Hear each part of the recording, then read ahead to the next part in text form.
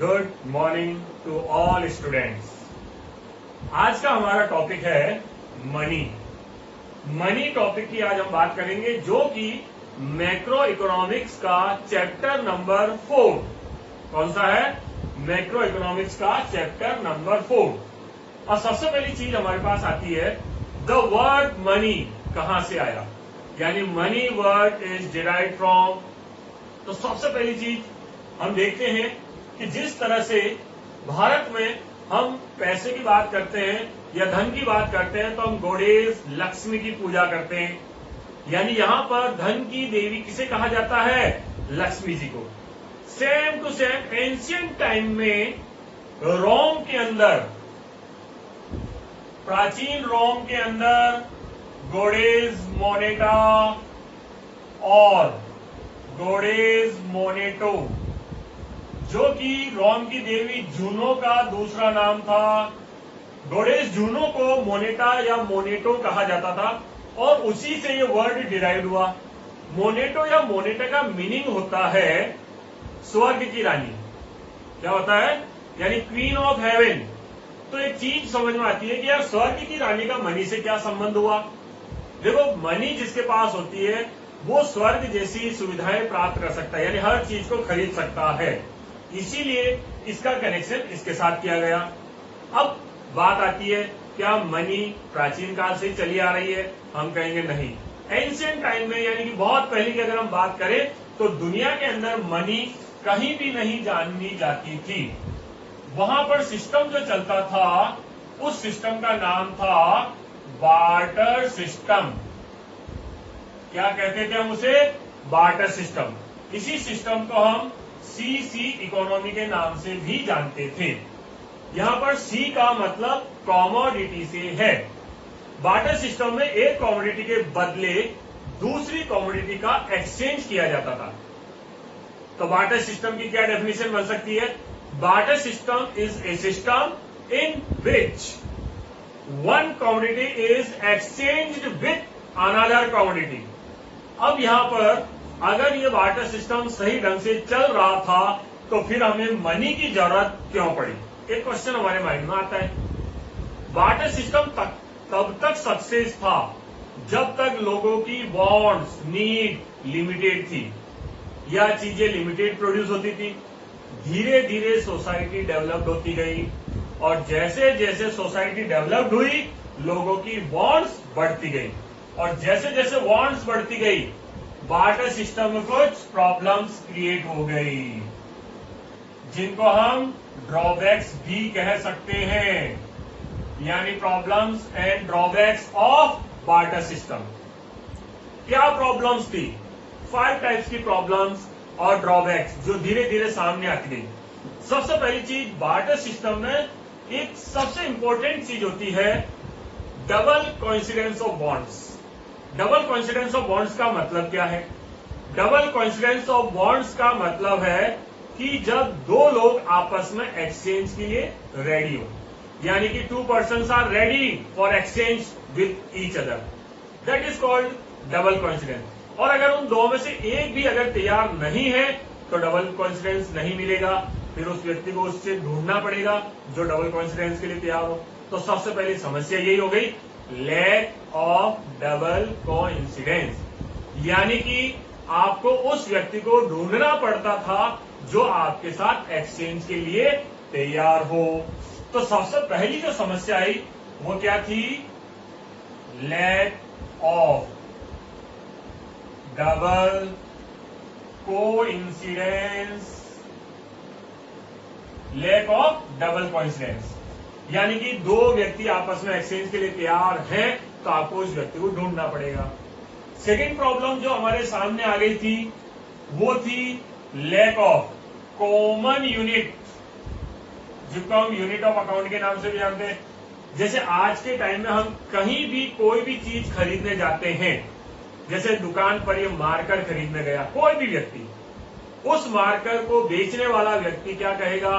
₹25, चाहे वो कोई सा भी ग्राहक हो, चाहे दूध बेचने वाला हो, है, चाहे सब्जी बेचने वाला हो, चाहे टीचर हो, चाहे लॉयर हो, सबके लिए इसकी एक ही प्राइस यानी कॉमन यूनिट क्या रहेगी? Rupees in India.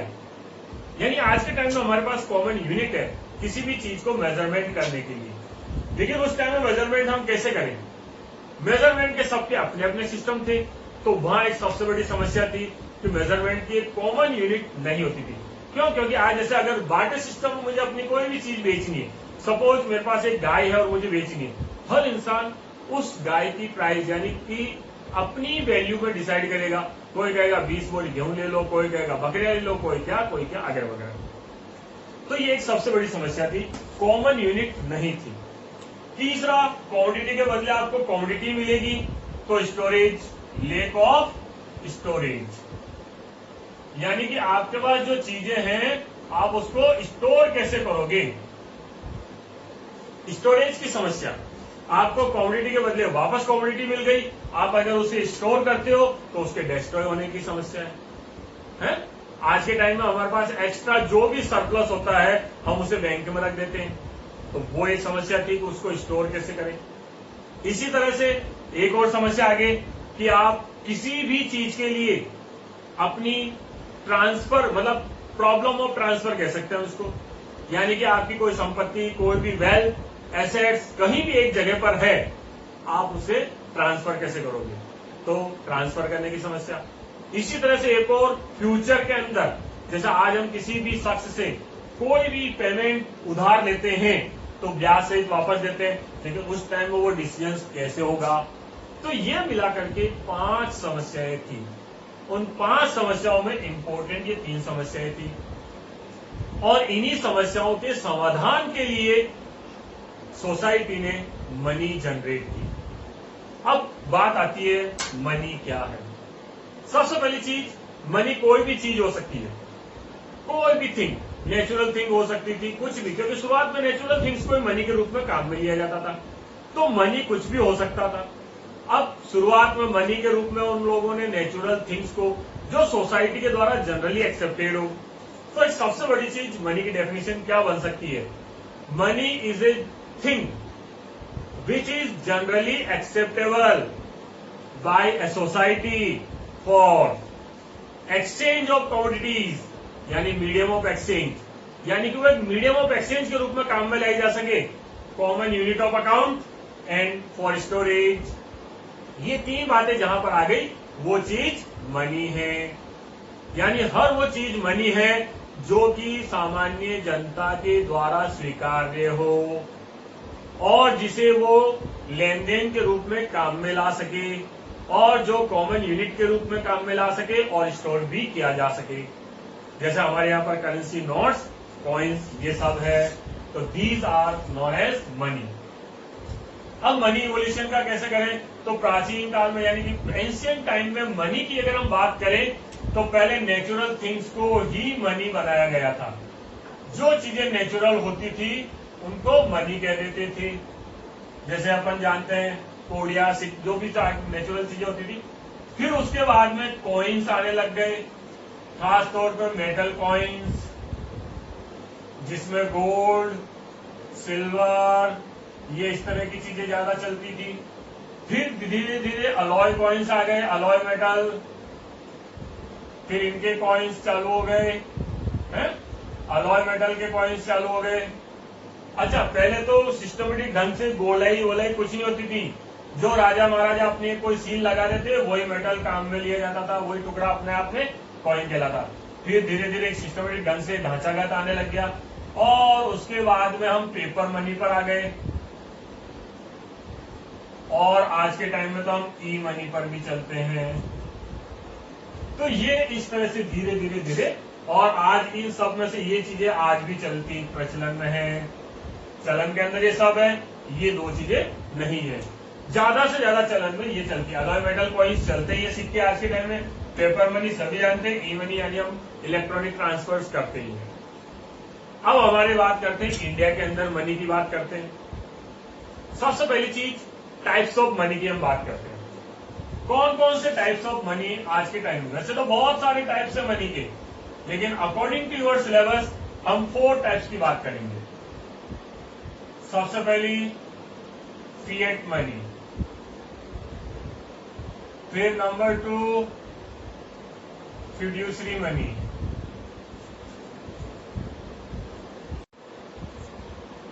आज हम बात करते हैं टाइप्स ऑफ मनी की। टाइप्स ऑफ मनी की जैसे हम बात करते हैं तो सबसे पहले हमारे पास आती है फिएट मनी। फिएट मनी कौन सी मनी होती है? फिएट मनी वो मनी है जो ऑथराइज्ड होती है, यानी कि किसी भी कंट्री के ऑथोरिटी के द्वारा इश्यू की जाने वाली करेंसी, उस करेंसी को हम फिएट मनी का नाम देते हैं। फिएट मनी मतलब ऑथराइज्ड मनी। सेकंड हमारे पास आती है फिड्यूसरी मनी। फिड्यूसरी मनी का मतलब जो ट्रस्ट पर चलती है, यानी आपसी विश्वास पर। जैसे हम किसी को चेक दे दें, क्या ये अमाउंट आप चेक के द्वारा ले लो, लेकिन अगर उसे अपने आप पर यानी कि उस व्यक्ति पर अगर विश्वास नहीं है, ट्रस्ट नहीं है, तो क्या वह चेक लेगा? नहीं। और अगर विश्वास है तो वह चेक ले लेगा। यानी कि आपका काम किससे हुआ? चेक के द्वारा। तो चेक कौन सी मनी में आएगा? फिड्यूसरी मनी, जो ट्रस्ट पर चलता है। केवल और केवल किस पर चलता है? ट्रस्ट पर। थर्ड हमारे पास आती है फुल बॉडीड मनी। अब ये कौन सी मनी हुई? फुल बॉडीड मनी वो मनी है जो सिर्फ और सिर्फ एंशियंट टाइम में चलती थी, ज्यादा पुरानी भी नहीं, 1920s के पहले तक तो चलती थी। इसमें स्पेशली हम लेते हैं सिल्वर एंड गोल्ड कॉइन्स को। इनको लेते हैं सिल्वर एंड गोल्ड कॉइन्स। ये दोनों की दोनों कौन सी कहलाती है? Full bodied money. यानी कि जिस मनी की वैल्यू और मार्केट में उसकी वैल्यू दोनों बराबर होती है। कैसे? अगर हम सोने का सिक्का बाजार में लेके जाते हैं और माना कि उस सोने के सिक्के के बदले हमें एक बोरी गेहूं मिल जाता है, उतना ही सोना अगर हम लेके जाएंगे तो भी एक बोरी गेहूं मिल जाएगा।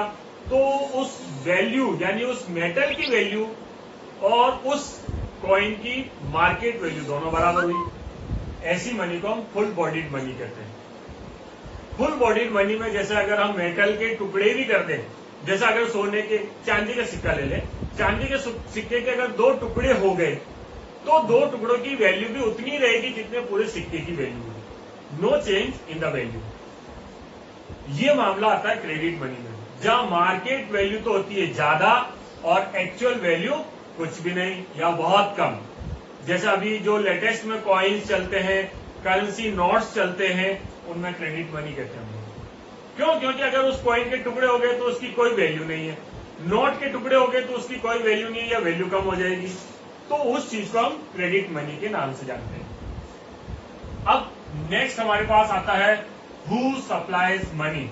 हम इंडिया के संदर्भ में बात कर रहे हैं, यानी कि हमारे यहाँ पर मनी की सप्लाई कौन करता है? हु सप्लाई, कौन करता है मनी? Who supplies money. एक क्वेश्चन मार्क की बात करते हैं हम। इंडिया में आरबीआई यानी कि हमारे यहाँ का सेंट्रल बैंक, ये सप्लाई करता है मनी की। उसके अलावा finance department of central government, RBI 2 रुपए से लेकर के अभी वर्तमान में रुपए 2000 तक के नोट इश्यू करती है।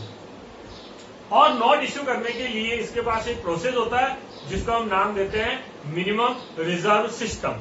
उस मिनिमम रिजर्व सिस्टम के तहत ये 2 रुपए से लेकर 2000 तक के नोट इश्यू करती है। तो फिर फाइनेंस डिपार्टमेंट क्या करता है? Finance department of central government currency coins, यानी कि all types of currency coins और ₹1 नोट, 1 रुपए का नोट और करेंसी कॉइन्स सारे के सारे फाइनेंस डिपार्टमेंट और 1 रुपए के नोट पर सेक्रेटरी ऑफ फाइनेंस डिपार्टमेंट के साइन होते हैं, सिग्नेचर्स। जबकि 2 रुपए से लेकर 2000 तक के नोट पर गवर्नर ऑफ आरबीआई के सिग्नेचर होते हैं। तो हु सप्लाइज मनी? ये 2 डिपार्टमेंट। और कॉमर्शियल बैंक उस मनी सप्लाई को बढ़ाने का काम करता है। मनी सप्लाई को क्या करेगा? वो बढ़ाएगा। कॉमर्शियल बैंक सप्लाई करते हैं, आई मीन। तो कॉमर्शियल बैंक इस मनी सप्लाई को आगे से आगे पब्लिक तक बढ़ाने का काम करते हैं। तो ये सिर्फ एक सप्लाई बढ़ाने का जरिया है, सप्लाई करते ये 2 है। Is that clear? तो ये सारी चीजें हमारे के अंदर इसके अंदर आती है। अब इंडिया के अंदर मनी मेजरमेंट की हम बात करें तो we have 4 types of measurements. कितने मेजरमेंट्स हैं? 4 मेजरमेंट्स हैं। उन मेजरमेंट्स को हम क्या नाम देते हैं? हम नाम देते हैं M1, M2, M3 and M4। हमारे सिलेबस में है M1 ओनली, लेकिन मैं तुम्हें चारों के बारे में थोड़ी सी डिटेल दूंगा। सबसे पहले जैसे हमारे पास आता है M1, हम इसे कहते हैं C plus DD plus OD। अब ये क्या हुआ? M1 को हम नैरो मनी के नाम से भी जानते हैं। इसमें क्या क्या चीजें शामिल होती है? ऑल टाइप्स ऑफ करेंसी, सी मतलब यहां पर currency, notes and coins. DD मतलब demand deposits with commercial bank. OD मतलब अदर डिपॉजिट्स विद RBI।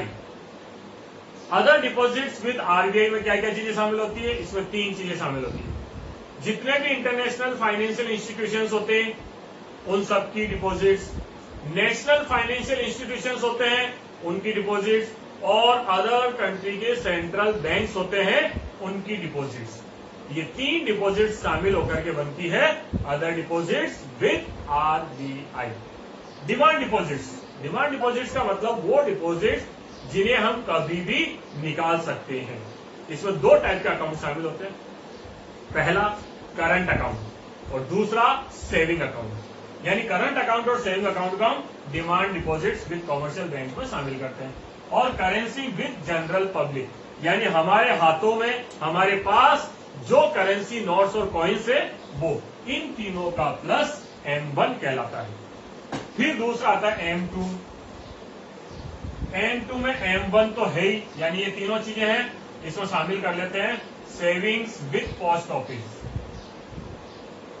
यानी कि जो पोस्ट ऑफिस के अंदर डिपॉजिट करते हैं लोग सेविंग में, वो वाली चीजें। फिर इसके अलावा M3 आता है हमारे पास। ये क्या चीज है? M3 को हम ब्रॉड मनी के नाम से जानते हैं। इसमें M1 तो है, M1 के साथ शामिल होता है टाइम डिपॉजिट, जिसको हम फिक्स डिपॉजिट FD के नाम से भी जानते हैं, विद कॉमर्शियल बैंक्स। ये M3 कहलाता है। और M4 क्या होता है? यानी वही M3 तो है ही है, और टोटल डिपॉजिट्स